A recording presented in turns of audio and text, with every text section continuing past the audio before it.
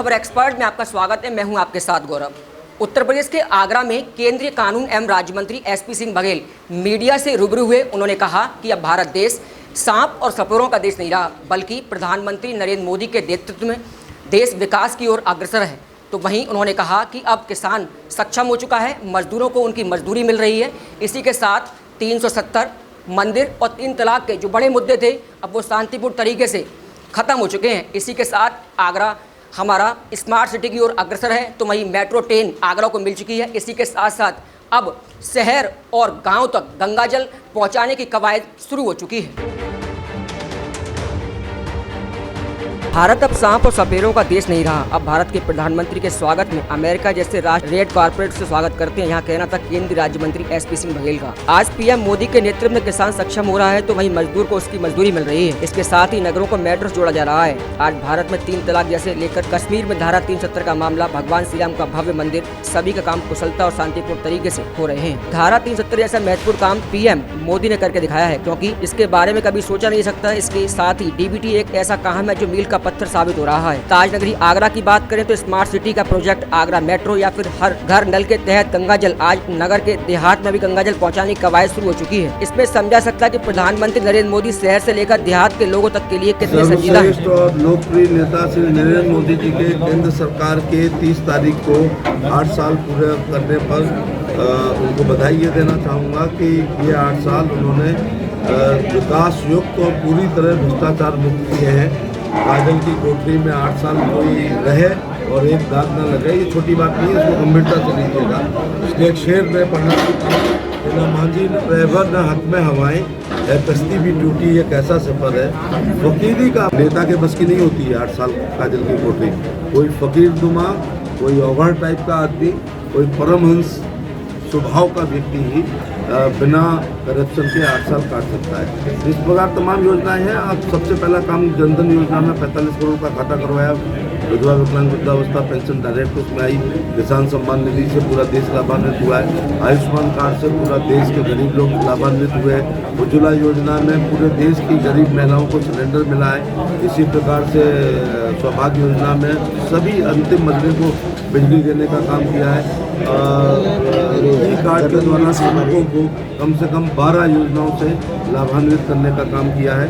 इसी प्रकार से बैकवर्ड कमीशन को बना के उसको संवैधानिक दर्जा दे करके ओबीसी को मोबिलाइज किया है। बैकवर्ड के लोगों को 27% आरक्षण एमबीबीएस में, पीजी में, नीट में, सेंट्रल स्कूल में, सैनिक स्कूल में और नवोदय में दे करके एक बड़ी आबादी है जिसको करने का काम किया है। बाबा साहब भीमराव अम्बेडकर जी को श्रद्धांजलि के तौर पर जहां वो जन्म लिया था, जहां वो पढ़े थे, जहां वो मृत्यु हुई थी और जहां उनका दाह संस्कार हुआ था, उसको तीर्थ स्थल बनाते हुए अरबों रुपए वहाँ पर खर्च करने का काम मोदी जी ने किया है। तो समाज के हर वर्ग को कहीं ना कहीं छूने का काम किया है और 1 नेशन 1 टैक्स के तहत जीएसटी को किया है और डीमोनेटाइजेशन करके तमाम काले धन को जो आतंकवाद टेरर फंडिंग होती थी उसको किया। और मैं सबसे महत्वपूर्ण बात भूल गया, जो धारा 370 कश्मीर पर कलंक हुआ करती थी।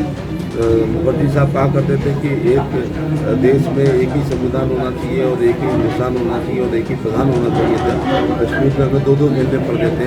तो धारा 370 और 35 से समाप्त करके कश्मीर को राष्ट्रीय धारा में लाए हैं। उसके अलावा मुस्लिम महिलाएं जो भी होंगी 10-20 करोड़, उनकी गर्दन पर हमेशा 3 तलाक की तलवार लटका करती थी। और जबकि हिंदुओं में तलाक में एक जोड़ी चप्पल घिसते हैं। FIR करो, फिर जाके फैमिली कोर्ट में जाओ, फिर 50 बार तारीखें करो, फिर भी 6 महीने और मिलते थे, उसके बाद जाके होता था।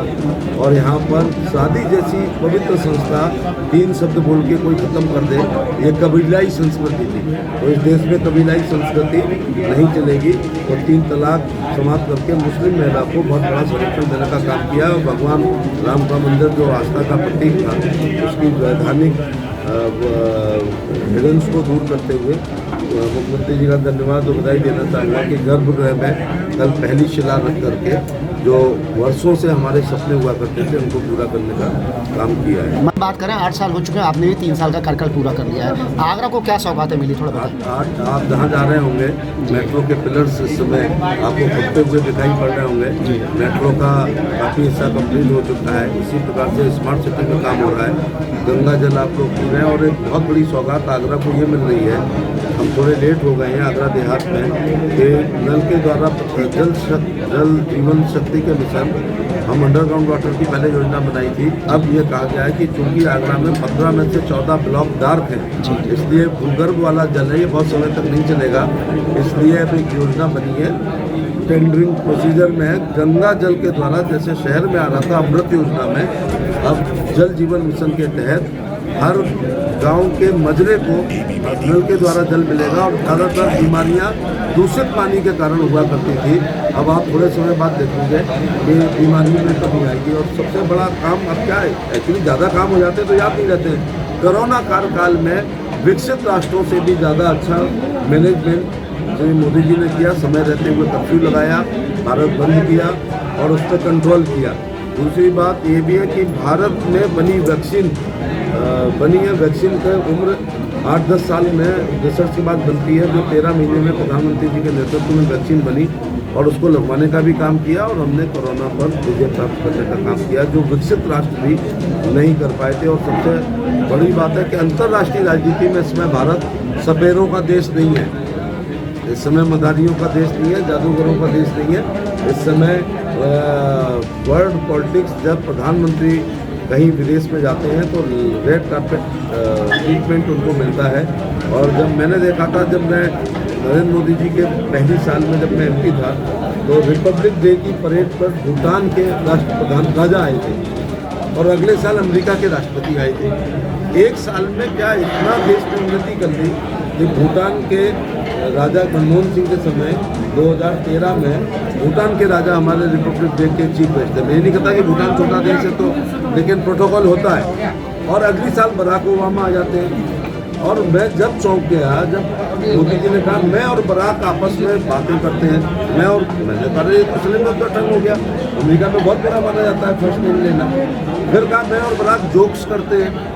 अरे मैंने कहा ये जानबूझ के कह रहे हैं। मुझे सतपाल कौन कह सकता है, या तो मेरा यार कह सकता है या मेरे से बड़े कह सकते हैं। बाकी सतपाल कहना प्रोटोकॉल में उचित नहीं है मेरे इस नाम से। मेरे से बड़े और मेरे माँ बाप कह सकते हैं, तो बराक कहना एक अपने बाप ये कह दिया कि हम अमेरिका के बराबर हैं, अथवा कहीं ना कहीं थोड़े तुमसे आध्यात्मिक और सांस्कृतिक रूप में बड़े भी हैं। तो जब जाते हैं तो